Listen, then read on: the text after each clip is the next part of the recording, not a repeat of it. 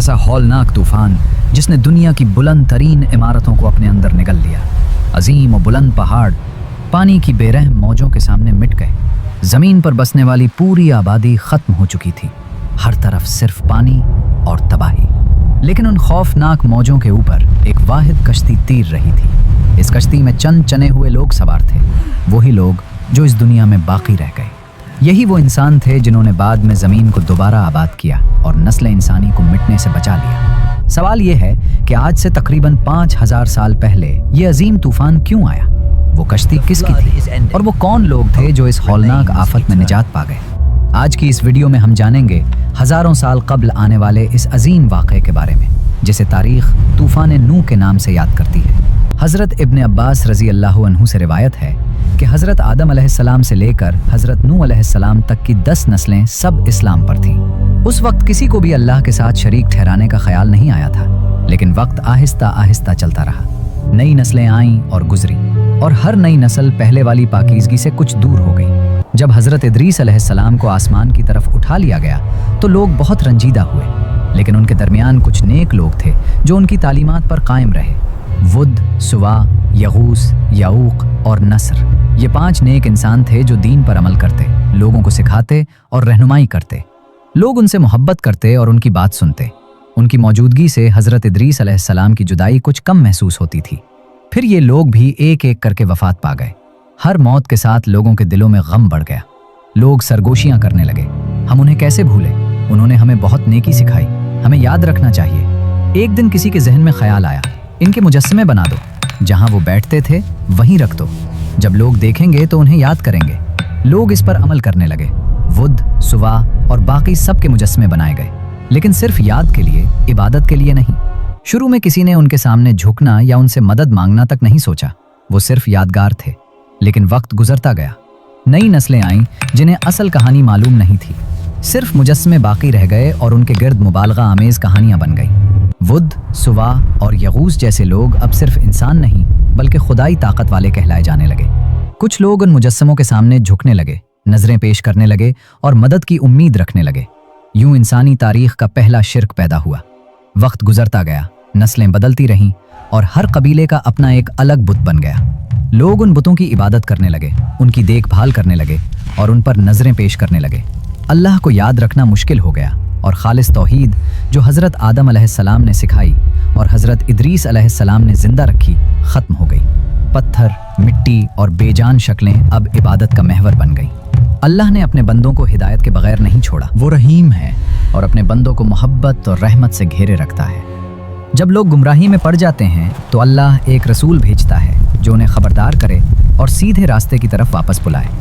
इसी ज़माने में हज़रत नूह अलैहिस्सलाम की उम्र 50 साल थी। वो देखने में एक आम इंसान लगते थे और एक चरवाहे थे। कभी कभार तिजारत भी कर लिया करते थे।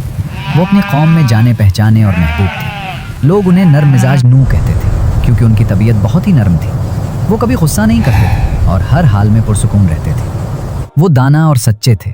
लोग मशवरा लेने उनके पास आते थे और तिजारत में कभी धोखा नहीं देते थे। हमेशा अमानतदारी और वादे की पासदारी करते थे। इसीलिए लोग उन्हें अमानतदार नूह भी कहते थे। उनका एक ख़ानदान था और वो आम जिंदगी गुजारते थे। बाजार से खाना खरीदते, पड़ोसियों से बात करते और एक आम इंसान की तरह जिंदगी बसर करते थे। लेकिन वो मददगार और मेहरबान भी थे और अपने इर्द गिर्द सब कुछ देख सकते थे। लोगों को बुतों की इबादत करते देखकर उनका दिल दर्द से भर गया, लेकिन वो क्या कर सकते थे? वो एक आम इंसान और चरवाहा थे, नबी नहीं थे। वो रातों को सोचते रहते, ये सब कैसे हो गया और लोग पत्थरों की इबादत कैसे करने लगे? एक दिन जब वो इन्हीं ख्यालात में गुम थे, हज़रत जिब्रील अलैहिस्सलाम एक अजीम नूर के साथ उनके पास आए। उनका दिल ऐसा महसूस हुआ जैसे सीने से बाहर आ जाए, लेकिन इसी लम्हे एक अजीब सा सुकून भी उन पर तारी हुआ। खौफ भी था और सुकून भी एक ही वक्त में।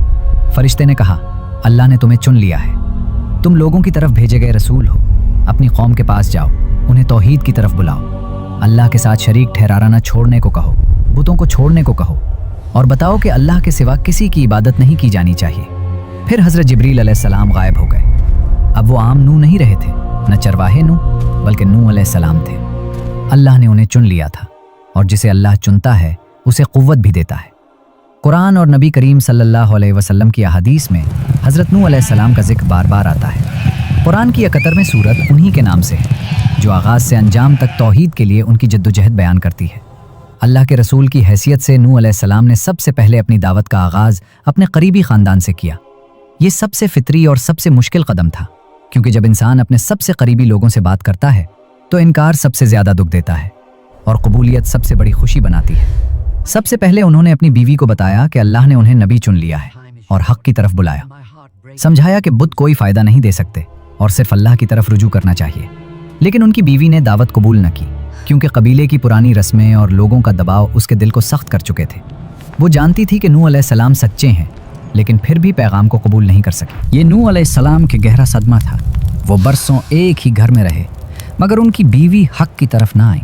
कुरान साफ बताता है कि वो ईमान नहीं लाई, लेकिन नूह अलैहिस्सलाम ने ना उसे छोड़ा और न दावत देना तर्क किया। सालों तक सब्र के साथ उसे अल्लाह की तरफ बुलाते रहे। हर बार उसे अल्लाह की तरफ बुलाया और हर बार वो दूर रही। ये नूह अलैहिस्सलाम की अजीम सब्र और जद्दोजहद को जाहिर करता है कि एक नबी अपने करीबी रिश्तों के इनकार के बावजूद हक़ की दावत नहीं छोड़ता। उन्होंने अपने बच्चों को भी बुलाया। साम, हाम और याफिस ने वालिद की बात मानी और उनकी सच्चाई पर भरोसा किया। लेकिन एक बेटा कबीले के ताकतवर सरदारों के करीब रहना चाहता था और दावत कबूल ना की। कुरान वाज़े करता है कि वो ईमान नहीं लाया और काफिरों के साथ हलाक हुआ। ये नूह अलैहिस्सलाम के दिल के लिए बहुत बड़ा सदमा था। एक तरफ बीवी, दूसरी तरफ बेटा। उनकी रिसालत का सबसे सख्त इम्तिहान उनके अपने घर में था, लेकिन वो हार नहीं मानी और सब्र के साथ अपनी कौम, खानदान और इर्द गिर्द के लोगों को हक़ की तरफ बुलाते रहे। इब्तिदाई महीनों में वो एहतियात से काम लेते, एक एक करके एतमाद वाले लोगों के पास जाते। कोई दोस्त, पड़ोस या रिश्तेदार कहते, ऐ मेरे भाई, इन बुतों की इबादत ना करो, ये तुम्हें कोई फायदा नहीं दे सकते। अल्लाह की इबादत करो, वो एक है, उसका कोई शरीक नहीं। कुछ ने सुना, बहुत कम सही, लेकिन कुछ ने सुना। ईमान लाने वाले ज्यादातर मुआशरे के कमजोर तबकों से थे। अमीर, ताकतवर और सरदार किसी ने बात न मानी। वो कहते, क्या तुम हमारे जैसे इंसान नहीं हो? हम तुम्हारी पैरवी क्यों करें? नूह अलैहिस्सलाम कहते, मैं नबी हूं, अल्लाह ने मुझे भेजा है। वो जवाब देते, नबी? अगर अल्लाह रसूल भेजता तो किसी फरिश्ते को भेजता, इंसान को नहीं। ये एतराज वो बार बार सुनते रहे। नूह अलैहिस्सलाम समझाते, फरिश्ते नजर नहीं आते, लेकिन तुम मुझे देख सकते हो, मैं इंसान हूं, इसमें अजीब क्या है? जल्द ही ये खबर दरमासिल तक पहुंची। वो कबीला काबील का जालिम हुक्मरान था, जो लोहे की मुट्ठी से लोगों पर हुकूमत करता और बुतों का सबसे बड़ा निगहबान था।